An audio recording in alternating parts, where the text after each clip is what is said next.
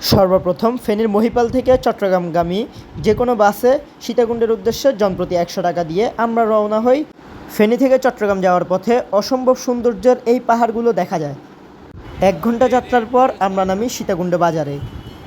চন্দ্রনাথ পাহাড়ে ওঠার উদ্দেশ্যে আমরা সীতাকুণ্ড বাজার থেকে বেশ কয়েক বোতল পানি এবং স্যালাইন কিনে নিই। সীতাকুণ্ড বাজার থেকে জনপ্রতি ২০ টাকা অটোরিকশা ভাড়া দিয়ে চলে যায় চন্দ্রনাথ পাহাড়ে।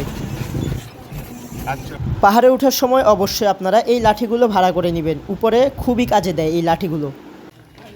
এখান থেকেই শুরু হয় চন্দ্রনাথ পাহাড়ে ওঠার মূল যাত্রা। চন্দ্রনাথ পাহাড়ে ওঠার সময় পেয়ে যাবেন এই পুরাতন মন্দিরটি। চন্দ্রনাথ পাহাড়ের সর্বোচ্চ চূড়ায় উঠতে আমাদের সময় লাগে প্রায় ১.৫ ঘন্টা। দীর্ঘ ১.৫ ঘন্টার এই পাহাড়ি পথ পাড়ি দেওয়ার পরে সুন্দর এই দৃশ্যটি আমরা দেখতে পাই, যার জন্য এত কষ্ট করা আমাদের।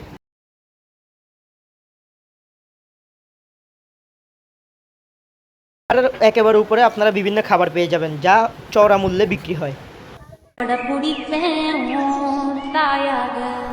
চন্দ্রনাথ পাহাড় থেকে নামার সময় আমরা সিঁড়ির পথই বেছে নেই। চন্দ্রনাথ পাহাড় থেকে নেমে জনপ্রতি ২০ টাকা দিয়ে আমরা আবার সীতাকুণ্ড বাজারে চলে যাই। সেখানে গিয়ে আমরা জনপ্রতি ১০০ টাকা দিয়ে দুপুরের খাবার খেয়ে নেই।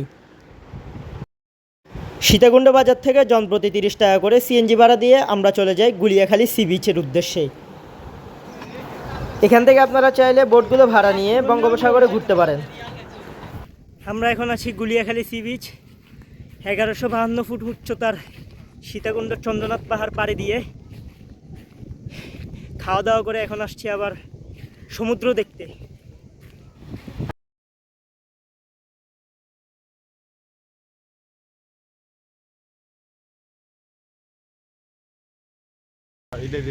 একইভাবে আমরা গুলিয়াখালী সি বিচ থেকে সীতাকুণ্ড বাজারের উদ্দেশ্যে সিএনজি করে ৩০ টাকা দিয়ে রওনা হই।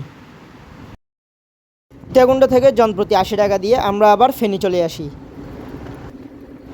জনপ্রতি আমাদের সীতাকুণ্ড ট্যুরে মোট খরচ হয়েছিল ৪৪০ টাকা করে। আপনারাও ঘুরে আসতে পারেন সীতাকুণ্ডে।